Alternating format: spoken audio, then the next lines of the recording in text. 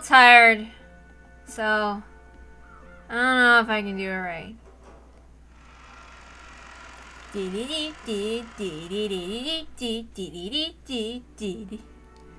Alright, let's do this. 3 months left to live. It was last year when you said that, right, Dr. Nanjo? I've only spoken what I could comprehensively determine from his physical condition at the time. As a result, this year too, it just so happens. So even though it's doubtful whether Dad will last until the end of the year, he's still totally focused on his occult research. And you still say he only has 3 months left, Doctor. Like I said, KINZO's. Shouldn't you be happy that our respected father is still in high spirits? Have a sense of parental respect. Each of you is also eager to greet father. I can see how upset you are that he's unwilling to meet with you. Considering that everyone has started aiming for the inheritance while the sun is still in the sky, I can understand why father wouldn't want to see you. Oh, give me a moment. Let me just play with the mic a little more. You've got it wrong, Natsuhi. We just, Dad isn't immortal, and he'll die someday. We aren't telling him to die. We're just saying that he'll die sooner or later. We're just talking together about how to prepare for that. And that is precisely what is so disrespectful! Stop it. You'll make your headache worse. Kraus told Natsuhi, who had risen from her chair in agitation, to sit down. Trying to smooth the atmosphere, which had suddenly become filled with suspicion, Hideyoshi put on a forced smile and motioned for everyone to calm down. Natsuhi, don't misunderstand. People say that you should always clean after yourself, right? We're just talking about seeing him off, and we're discussing this so that we can see father off neatly when he takes off on the journey he's eventually gonna make. That's just like you, Hideyoshi. Even though you're saying the same thing, you make it sound so intellectual. Yes, that's right. Unlike you, Nissan. Quit it. We aren't getting anywhere. So, like we're saying, Aniki, forget all this about the inheritance. I don't even care if Dad hits us. To make a long story short, we want to meet Dad directly and say hello. Even if he says he doesn't want to. If he's locked up in his study, we don't care if we have to borrow a key from Genji. Right, Rosa? Oh, well, it's not like we're forcing you. It's just we haven't said hello to father in such a long time. If his remaining life really is short, there's a chance we might never be able to see him again. Today might be our final opportunity to exchange words with father. That's right, just like Rosa says. If he only has 3 months left, it wouldn't be odd for him to pass away any time now, right? Are you saying that despite that, we don't even have the right to talk to him one last time? Regardless of the circumstances, isn't that a bit too much? If greeting father were truly what you wish to do, I'm sure he'd be happy to allow you to meet with him. But father's already heard about the disrespectful topic you hope to raise. No one wants to meet you under those conditions. The reason you cannot meet with father is because of your own doing and nothing else, is it not? Exactly. You shouldn't have to rack your brains to understand why father doesn't wish to see your faces, right? Father has seen through all of your tight financial situations. What are you talking about? I don't have a clue what you're going on about, Nissan. Did you really think I didn't know about the state you're in? Ava and the rest realized that he'd seen through to their current lack of funds. Alternating between bluffing and returning to the point at hand and arguing back, they repeatedly pressed Kraus to let them meet with KINZO. The sweet smell of black tea Rosa had gone out of her way to buy was completely wasted. The only thing she was glad about now was the children weren't here for this. The fact that they'd gone to play at the beach right after lunch had been their only salvation.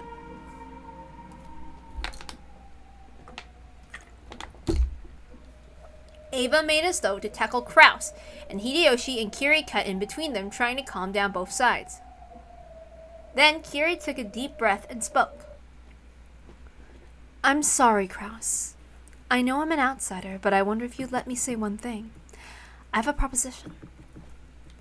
What is it, Kyrie? First, and this includes my husband as well, for many years we have belittled the efforts you made by living with father and taking care of him. Isn't that right? Well, we've got it easy since we get to go outside, but Aniki's been babysitting Dad for decades now. It must have been a lot of work. I'll accept that, but what's your point, Kyrie? We must acknowledge that Kraus is father's caretaker. Isn't that right? We've always feared father and have pushed the task of caring for him onto Kraus. Everyone should acknowledge his efforts. Isn't that right, Ava? And so what? Nissan is father's caretaker. Don't decide things on your own, outsider. Hey now, calm down. Kyrie, what are you talking about? Kyrie, please continue. We should be more grateful toward Kraus and Natsuhi. We should thank him for always taking care of father. It's our lack of gratitude that's to blame for these wasteful conflicts that we keep having. Isn't that right, Kraus? I'm surprised. I did not think that you, Kyrie, would be able to understand our efforts, which even my true siblings have not stopped to consider. It's a natural duty for the successor to the Ushirimiya family headship. That's right. It's your responsibility as the successor to the headship, isn't it? It's because you take care of father that we must acknowledge you as a successor. Hey! Why are you bringing this all up by yourself? You're just an outsider! Wait, Aneki! That's right. It's just like Kyrie says. Because you take care of Dad, you're the successor, Aneki. It's just like you said. Oh. Rosa noticed, and then Ava did. Ava's barking demeanor toward Kyrie for advancing the discussion on her own disappeared in a flash, and she instead stared at Kraus and Natsuhi. Natsuhi couldn't understand the sudden change and was suddenly flustered. Kraus, if you'll accept just a few conditions, we won't ask you to let us meet father again until he dies. Of course, we won't demand to be present at his deathbed. We wouldn't even mind being absent at the funeral. Oh, where are you going with this? But I may as well listen for now. Let's hear your terms. First, the term successor to the headship refers to the caretaker of the current head, Ushirimiya KINZO. And then, second, the duty of the caretaker is to look after Ushirimiya KINZO for the rest of his life. To make things simple, the caretaker's job is to care for him until his final moments. You're prepared to do that from the beginning, Kraus, so that won't cause any problems. Naturally! I have no objections to either of those terms. I am already carrying them out. Third, on the off chance the caretaker is neglectful in his responsibilities of supervision, he shall be deprived of his rights as a caretaker. With that sentence, all slack disappeared from Kraus's face. Natsuhi alone was still having trouble figuring out what it meant. Huh. And just what are these responsibilities of supervision that the caretaker bears? It means supervision so that father can live the rest of his life in the best possible health. I'll be more detailed than that. In the case that father dies, any other than a natural death, the caretaker will be deprived of his rights as a caretaker, and his status as the successor of the headship will be lost. If that happens, the next highest rank, Ava, will be selected as a successor. What did you say? How can you shamelessly speak such nonsense? My, the caretaker certainly has a heavy responsibility. However, people can die in many ways. For example, senile old people sometimes die when food gets caught in their throats. Normally this is called death by old age in its broadest sense. But with your argument, that becomes death by accident, and I bear the responsibility of supervision. This is unjustly disadvantageous to me. I have no intention of forcing such an unfair argument on you. I'm referring to the kind of thing that the caretaker would have prevented beforehand by taking good care of and keeping his eyes on father. It may be the caretaker's job to carry food to father's mouth, but whether he swallows it or not is clearly outside the caretaker's responsibility. I would absolutely have no problems with the example if you raise Kraus. Huh. And so what kind of case are you referring to that might cause the caretaker to be blamed for making such a blunder? For example, if he disappeared. Oh! It seems right now that father is in firm control of himself. But dementia might begin to set in. He might wander around when you aren't looking and get into some kind of accident. Or he might get lost in the forest and go missing. Wouldn't this type clearly be the case of responsibility of the caretaker? Father's mind is perfectly healthy! There's no need to bring up dementia! One day, suddenly, I saw father go inside the forest. I chased after him, but I couldn't find him. I called the police and searched, but after being unable to find him after 7 whole years, I declared him legally dead.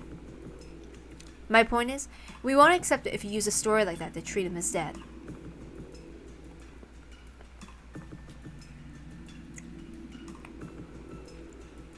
When father passes away, an autopsy will certainly be carried out. And will confirm if he died of old age in the most general meaning, within the bounds of common sense. A death of any other cause will be held as the caretaker's responsibility. See? These are all the little things that you've toiled away at all this time, Kraus. These aren't strange conditions or anything of the sort, right? You are mocking us, disgracefully so! I find it hard to imagine why my husband must be coerced into a rule that disgraces him in this way. Actually, I've been suspecting it since last year. No, everyone here probably suspects it as well. Ava and Hideyoshi. Rudolph and Rosa too. Everyone here has suspected it the whole time. It was just so frightening to imagine that no one actually said it.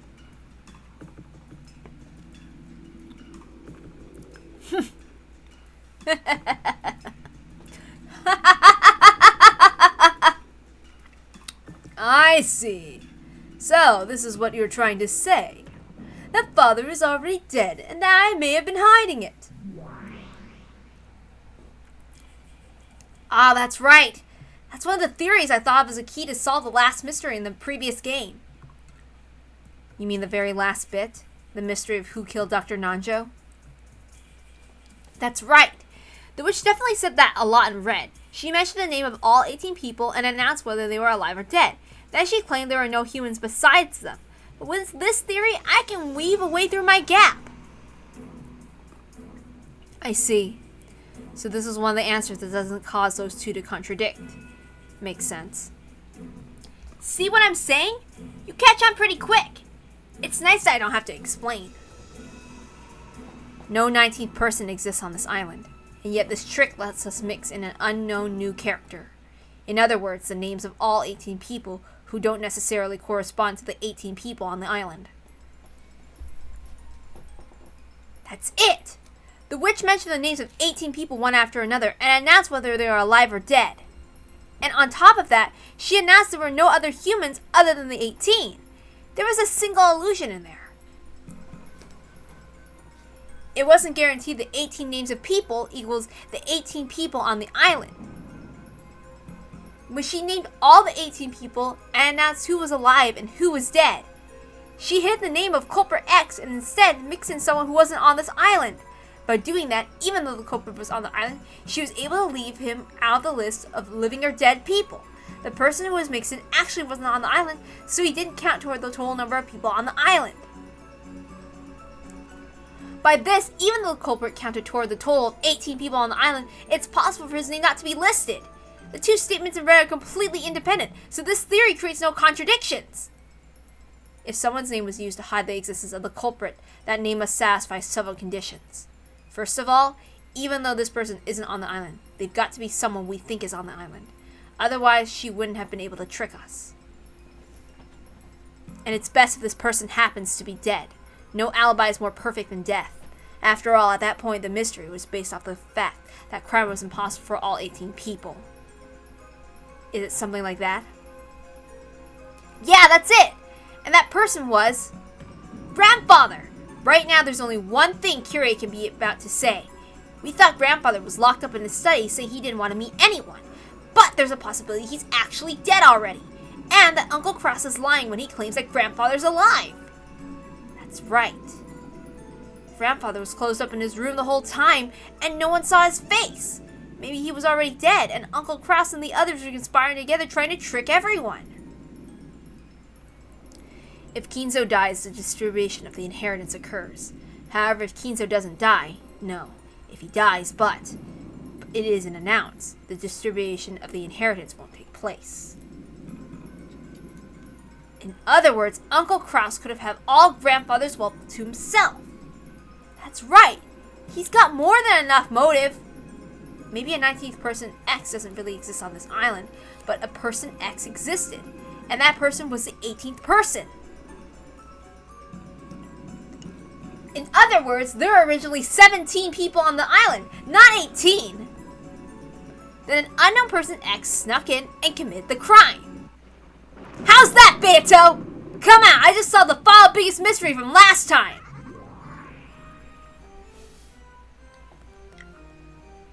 As Ballet claimed that forcefully, the crisp sound of clapping came out of nowhere.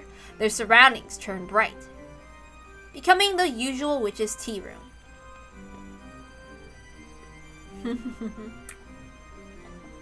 Give me a bit. I'm sleepy, so I'm attempting to take some sugar so that I wake up a little.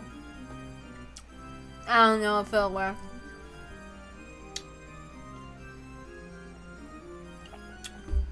Okay.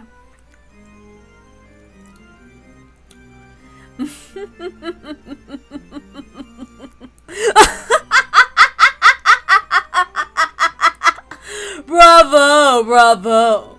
I wish I could deny that someone as incompetent as you has finally gotten a feel for it. But somehow or another, you finally managed to come up with a single answer. Even a lump of concrete can stop thinking.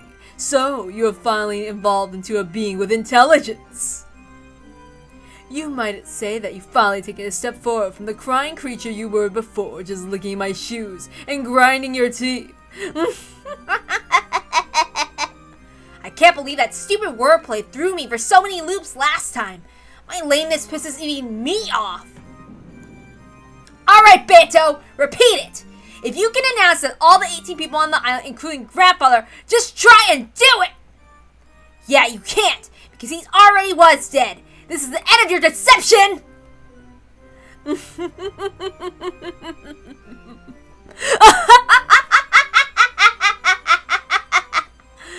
Well now, what do we have here?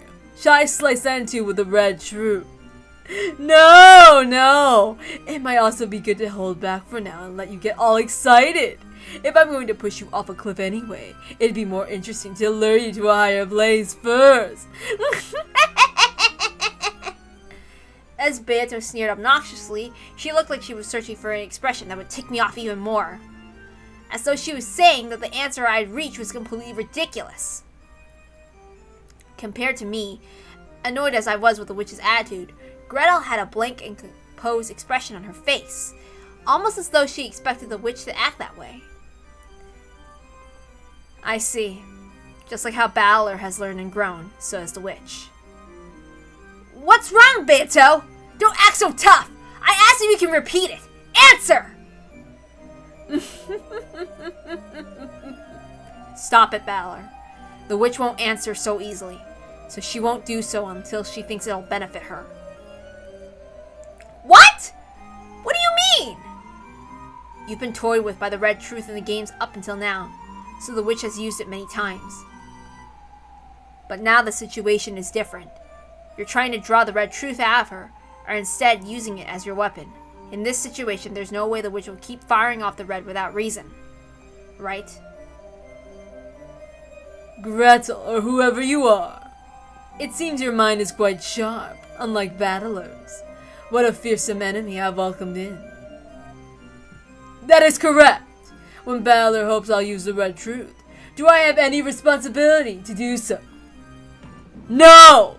I don't even have a crumb of that croissant you ate this morning's worth of responsibility to please you! You bastard! Yes, yes, yes, yes! That's the face! I started playing with the red truth just because I wanted to see that face.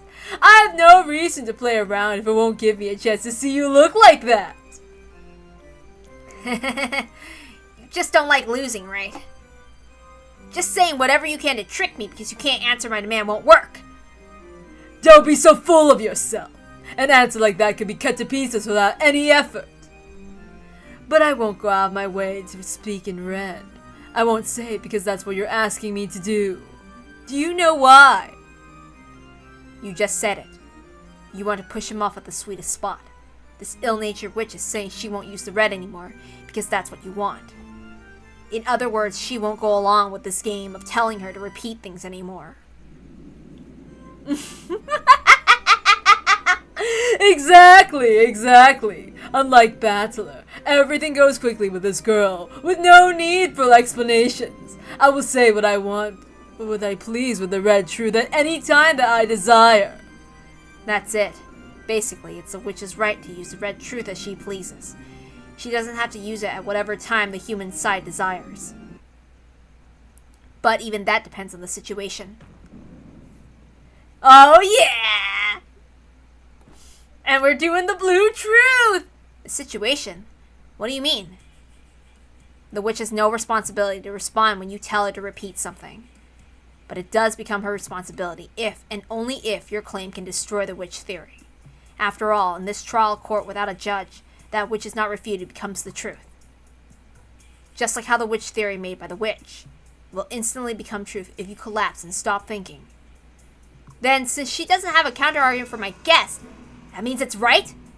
It's right that the culprit is a mysterious person X and Grandpa is already dead? At least until the witch argues back. Truth always loses to a new truth farther in the future. The tricky part is that even the timing of the counter-argument is up to the witch. In other words, maybe your reasoning just now was correct, or maybe the witch is refraining from arguing back even though you're wrong, or the witch may be ignoring it because it doesn't shake the basis of the witch theory in the first place. But either way, we can't tell the difference at the current time. Is that more or less it?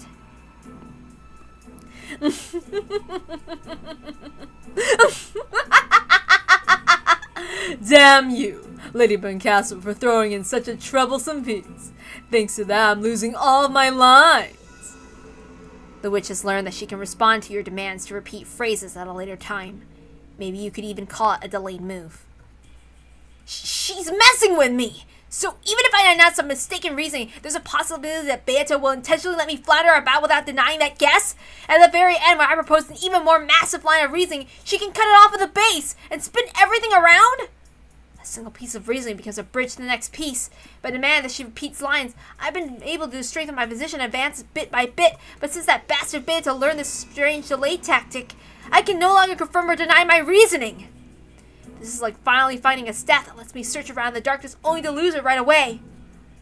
I'm just stuck now, right? Hey, Battler! If you make a despairing face like that, I won't be able to stop drooling, you see? From the beginning, that staff was nothing more than something I gave you because you were just so worthless.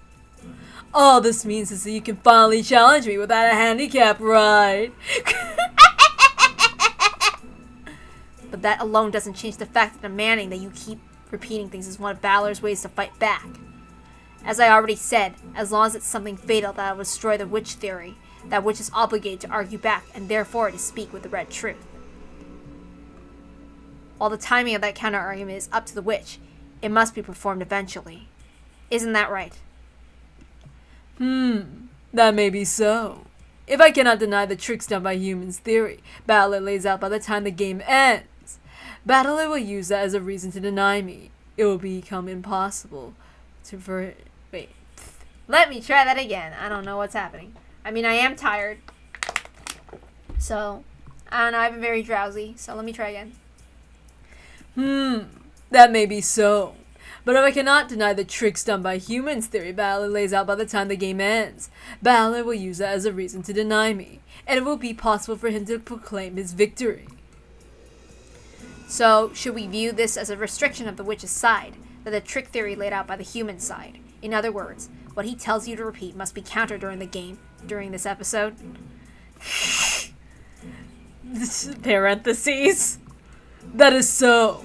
Balor's goal is to show that he can explain the entire pleasant game I've laid out on this island with humans and deny me. If Balor succeeds in that at that time, he will become the victor of this game. Let me confirm the rules. Should we view the time the game ends as referring to 2400 on October 5th, 1986, going by the time of Rokenjima in the game? I have no problems with that. At the time the game ends, the human side must state a theory, using tricks for all the mysteries. If the witch side cannot argue back, the human side can proclaim its victory. Does that work? Let us be more specific. When the game ends, the witch side will be given the chance to argue back. Let's decide on an amount of time. 1 minute. If you cannot carry out your counter-argument within 1 minute, victory will be proclaimed. Then allow me to impose the same rule on you. At the time the game ends, the human side will be granted 1 minute to counter the mysteries it has been given. If even a single mystery has not been countered within that time, it becomes the witch's victory and that game is over. It would be such a killjoy to have that game stop for a lengthy consideration, right? You asshole! Moving things along without me.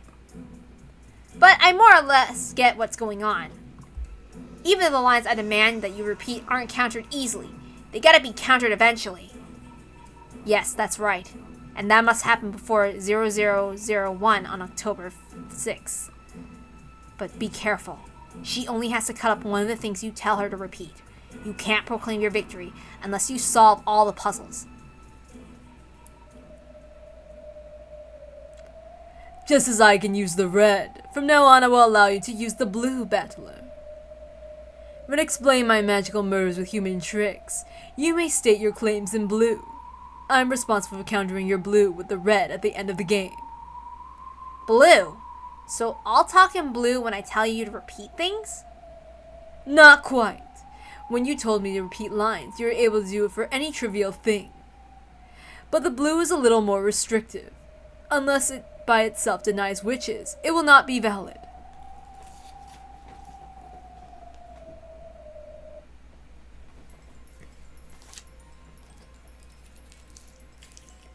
It's starting to get confusing, but it's more or less something like this. For example, let's take one of the riddles in the past where I asked her to repeat something. The actual number of master keys is 5. That hadn't been confirmed whether there were really 5 master keys when she claimed that there were no more than 5. But since that by itself wouldn't deny witches, I can't say it in blue. So in order to speak in blue, I need to say something like this. The actual number of master keys was greater than 5. The culprit entered or exited the room with the extra key. Only then would the witch who claimed that this was a closed room murder made with magic be responsible for making a counter-argument. In other words, I can't demand that she repeat something that merely confirms the premises of my reasoning. That'll probably be a significant disadvantage for me. Crap! It's enough to make the red Beato used to toy with me until now look extremely merciful.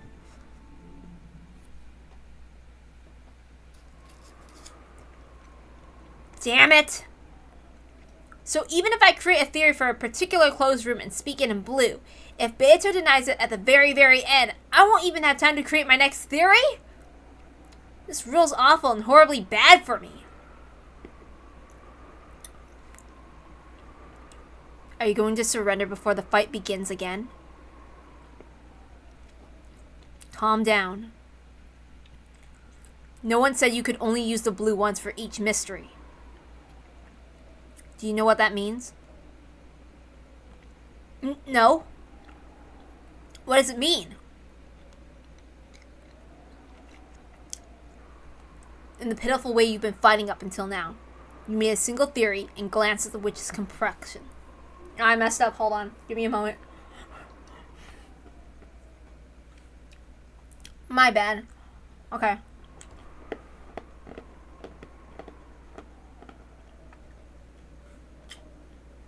I'm really tired, so I'm really trying.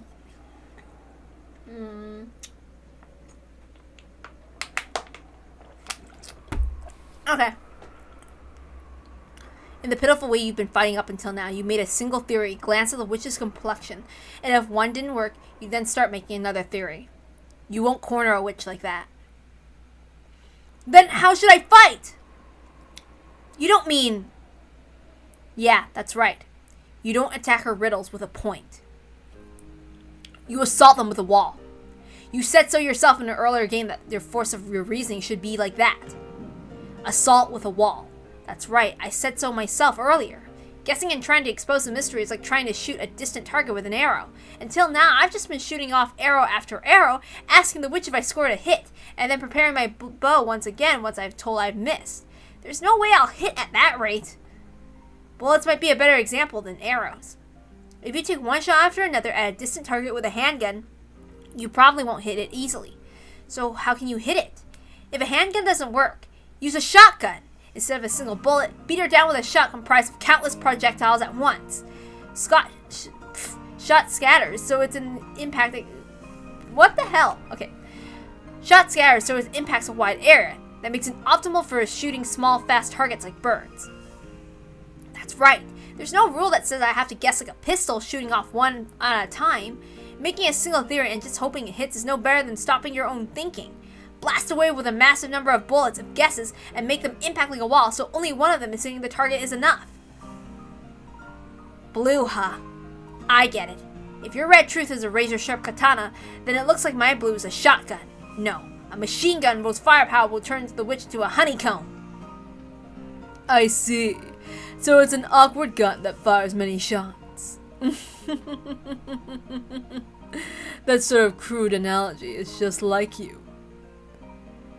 The climax of a detective novel is always the same. The famous detective gathers all the suspects at once and displays a single trail of logic that works splendidly. Almost like William Tell spectacularly shooting through an apple with a single arrow. That's why I mistakenly took that to be a virtue. It probably would be splendid if I could shoot through the truth with a single guess, but that isn't realistic.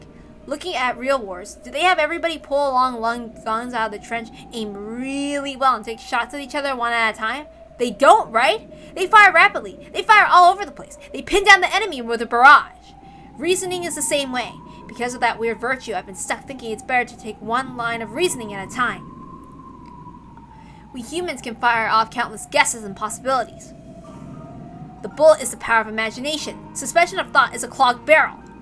The pathetic way I've been reasoning up until now is like a pea shooter. I've been so lame, weakly firing off shots, getting them denied in red, and taking the next bullet and reloading. My blue truth, which claims that humans and tricks are real, will overpower its target, the illusion told by the witch, and its firepower and the force of what I can imagine. This is my Ushirimiya Balor's fighting style! Thanks to you, I figured out my true fighting style. Thanks, Gretel! You're welcome.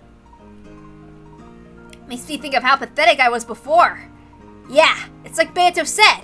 I had a handicap up until now. I'll acknowledge that.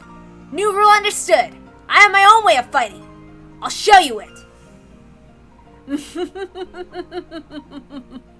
That willpower is good. I like it. Then try using it right away. This blue truth of yours. Yeah, I'll use it. With this blue truth, I'll break apart your witch theory, which states that only a witch culprit was possible because everyone had alibis. This is my truth. Ushirimiya KINZO is already dead. Therefore, the true number of people on the island is 17. By adding an unknown person X to that, it becomes 18 people. By supposing that this person X exists, the crimes will be possible even if all 17 people have alibis.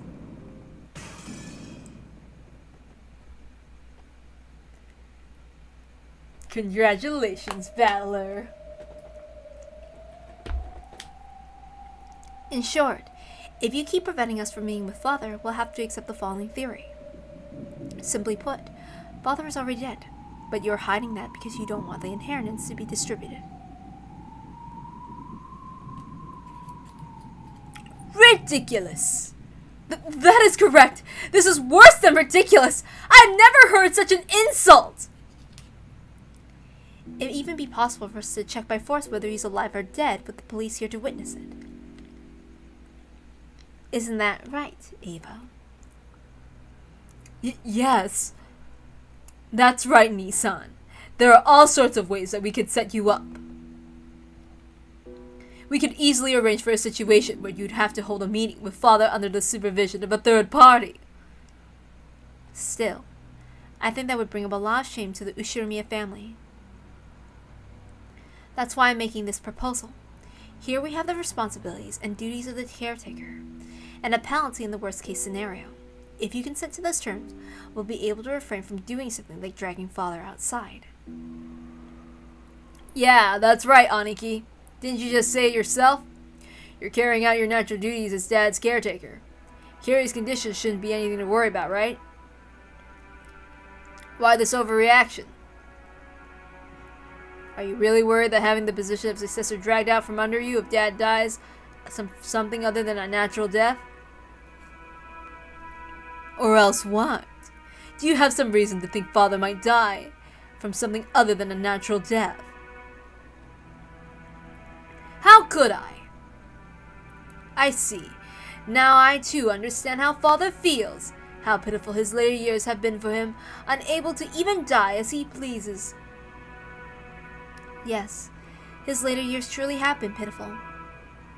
The thought that these later years are already something of the past is exactly what we're expecting. You could completely clear away this suspicion just by letting us meet with Father. So even after being humiliated by us this much, you still won't allow us to meet with him, Kraus? Father is probably already dead. The corpse may have already been disposed of in absolute secrecy. And after taking all the wealth for yourself as Father's agent, you will make it seem like he disappeared until 7 years passed, making Father a corpseless member of the deceased. I'm sorry, but please don't take it badly, okay? I'm just playing detective here. How rude can one be? You have no right to stay in this mansion! Leave immediately! I won't permit you to cross the threshold of this house again! It worked last year, but you used up your luck if you thought it would work this year too. Father is in a bad mood, so he can't meet with us. That was plain suspicious last year, and yet you're doing it again. If you really wanted to fake being Father's agent and grab up all of his assets, you should have done it a little more speedily, making him disappear without waiting for today's family conference. You really are naive, Kraus. I have no idea what you are. However, if it's the fact that Father's in a bad mood, and you're preventing us from meeting him as part of your responsibilities as his caretaker, then it's a very wonderful thing you're doing. In that case, if you just accept our conditions, everything will be settled here and now. After all, you care so greatly for Father, Kraus. There's no way Father will die in a manner that leads to trouble during the autopsy. After all, Father hates hospitals, so he'll pass away in his study, right? An autopsy will certainly be carried out, no matter what happens.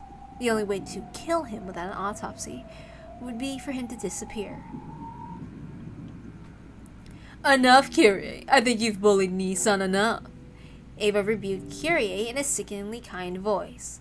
Considering the situation, that was impossible, which is why it was sickening. I'm sure Nissan has his own difficulties to worry about as well as his pride. True, Nissan might consider that one of his natural duties, but if you force him to put on a paper and assign penalties, I could hardly blame him for getting upset. Don't you agree, Rosa? Yes, that's right. She might have made light of Kraus's pride as the eldest son a little too much. I feel bad for him if we were forcing him to sign a statement regarding the duties of the caretaker, as Kyrie has laid them out. That's right. You're doing a good job, Aniki. Taking that into account, we might consider avoiding all that about signing a strange paper and worst-case penalties, and leave everything to you. You people!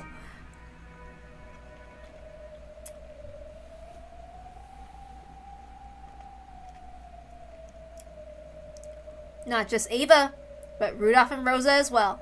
With unnerving smiles on their faces, as though they planned this beforehand and began closing in on Kraus. They now understood perfectly how Kiria had cornered Kraus and exactly where she was prepared to compromise.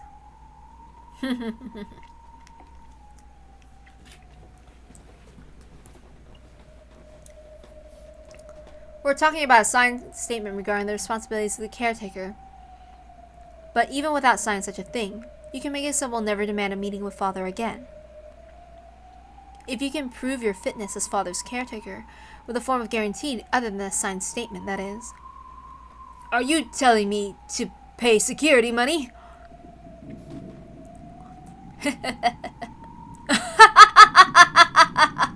Hilarious! The security money will be paid to Ava, Rudolph, and Rosa, 3 billion yen each. As a deposit, you'll transfer 10% of that, 300 million yen, before the year is out. 9 billion! I don't have that kind of money! After Father passes away, you should be able to work it out. We managed to investigate at least that far. You should be able to handle the deposit of 900 million yen in your current financial situation. It should be even possible for you to borrow it from Father, right? There's no need for an obvious charade anymore. How unpleasant! Truly unpleasant! It is that! Even at the discussion of Father's inheritance, that was far too disrespectful! Father is already dead! My husband is hiding that and keeping all the money for himself! I've had enough of this! None of you are qualified to bear the Ushiramiya name any longer! Calm down, Natsuhi. We all said that we need to. Why don't we leave it at that for now? This has happened all so suddenly and on a massive scale. We might even be getting agitated ourselves. Why don't we take a break for a while and cool our heads? Kraus probably needs a little time for himself. Right, Kraus? Time? And why would I need something like that? Don't worry. We aren't thinking of anything shady. We're just eager to see Father, so we started grumbling a bit. And Kraus, I know real well how you're dying to get back at us for the things we said. If you're willing to go so far, then you just need to let us meet with him. Right? Isn't that right? You just got a bit stubborn, and it felt awkward to say that you let us see him after saying we couldn't all those times. Isn't that it? Right? Right? It certainly does seem that my husband has lost his composure slightly, just like all the rest of you have. Shut up. We're gonna have to get rid of stupid emails. Okay. We were only refusing stubbornly out of respect for Father's desire not to meet with everyone. Okay, let me reread that again. It certainly doesn't seem that my husband has lost his... Oops, my bad. Okay. No! Seriously? Stupid things dropping. Okay, I'll read now. It certainly does seem that my husband has lost his composure slightly, just like the rest of you have. We were only refuting stubbornly out of respect for Father's desire not to meet with everyone. Indeed, that's right. It was turning into another sibling fight like the old days, and I started to feel stubborn as well. Let us cool our heads. I understand how much you all want to meet with Father. I'll pass that on to him. I'll find some way to convince Father to meet with you. Will that do? Yeah. I think it'll be okay to give Kraus some time to persuade Father. Yep. We're counting on you, Aniki. Please persuade him to meet with us. After all, you're Dad's caretaker. As persuading him, let's set a limit on it to sometime tonight, okay? When tomorrow comes, we'll confirm Father's well-being, even if we have to break down the door to his study. You have no problems with that, I take it? Nii-san? Do as you like. I see it seems the time I've been given to persuade him is short. Let's go, Natsuhi. We shall ask him to join us for dinner at least. Right. Kraus left the parlor with Natsuhi. Once their footsteps disappeared, Hideyoshi took a deep breath, smirking and flopping onto the sofa.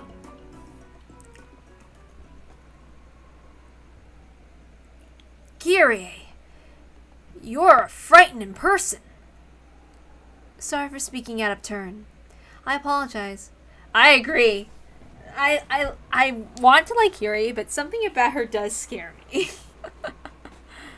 She's really... No, you didn't gore him like we originally planned, but in the end, this was even better. Just like always, I gotta bow my head to you. Well, Rudolph, you should probably have listened to Kyrie in the first place. Maybe you wouldn't have gotten into business trouble.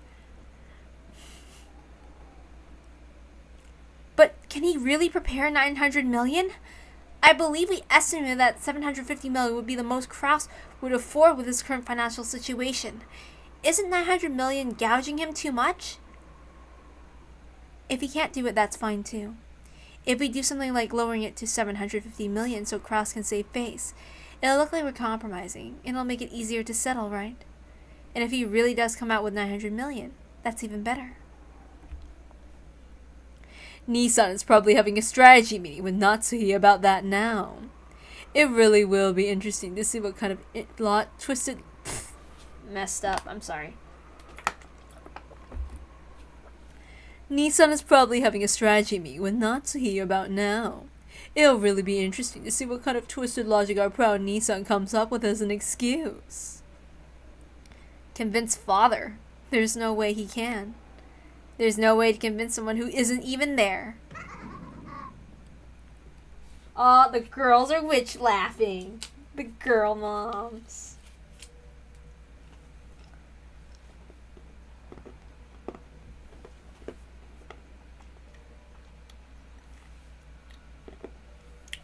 Oh, here we go. Give me a bit.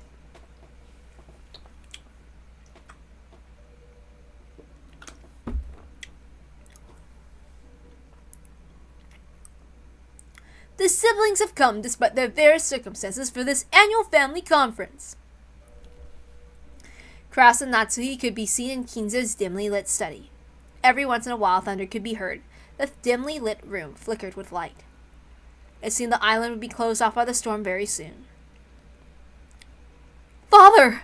Please, just this once, show those disrespectful people the majesty of the head. It's useless!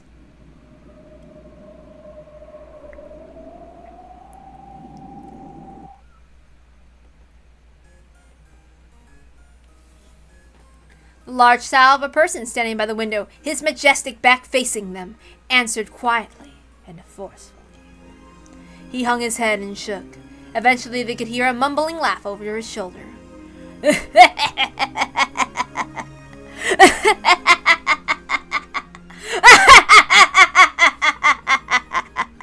It's useless! It's all useless! 3 months left to live. An almost finished geezer. To whom exactly are you referring? You fools!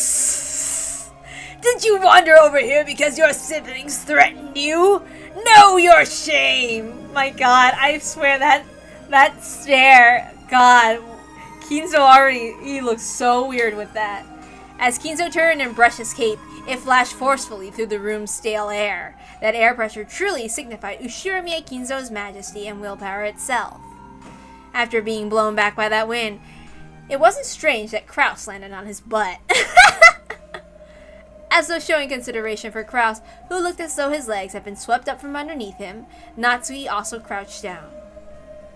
Then, with a thunk, KINZO's footsteps approached with a heft that signified his dignity. Father! You fools! I heard from Canon just how far did you pathetically let your siblings lead you around by the nose! My god, he looks so scary. Like, it's that uncanny feeling in that one movie, like Perfect Blue, with that one fan of that one girl. Something about those eyes. Father! My husband is doing his best to protect your honor. Without lending an ear to Natsui's words, Kinzo extended a palm to Krause's collar as the latter sat on the floor. No! He curled his fingers, leaving only his pointer finger out. He took that finger and pressed it up against Krause's collar. Twisted it, and slowly, with just one finger, picked Krause up into the air. You really are a pathetic fool! You let your wife speak in your defense. If you have an excuse, give it yourself!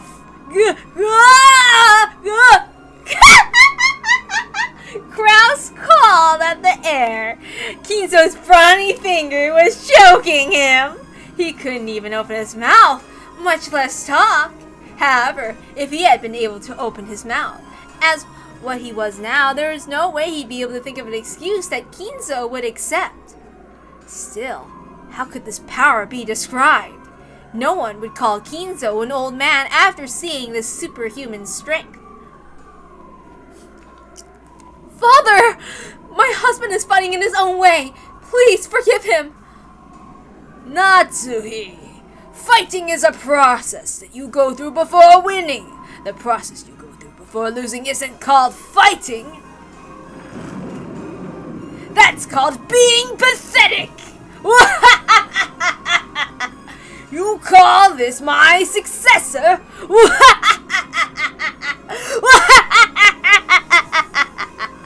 As the thunder roared, Kinzo laughed heartily as though nothing could be more pleasant. What the hell? He finished laughing. He threw his son away like he was scrap paper, slamming him against the wall. Oh man. I wonder if that was in the anime. I forget. That would have been nice.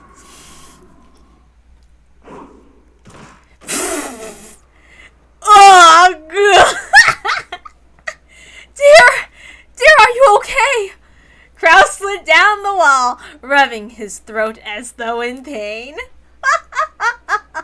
Natsui ran up to him and looked after him. But without showing any interest in the two of them, Kinzo returned to the space near the window as though he'd been there the whole time, and looked up at the thunderclouds of misfortune.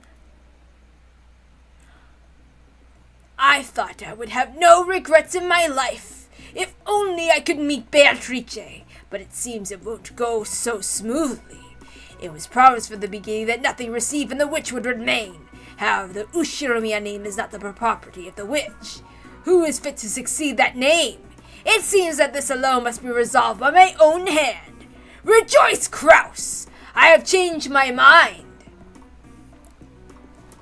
Father, so? I have no desire to have dinner with you cowards. However, I will attend the family conference afterwards. Father, thank you very much. There I shall make a great announcement regarding the secession of the head. I will resolve your foolish quarrel myself.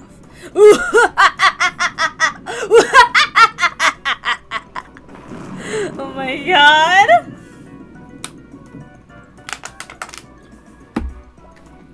My god! I'm sorry, I have to laugh because Krause being thrown across the room.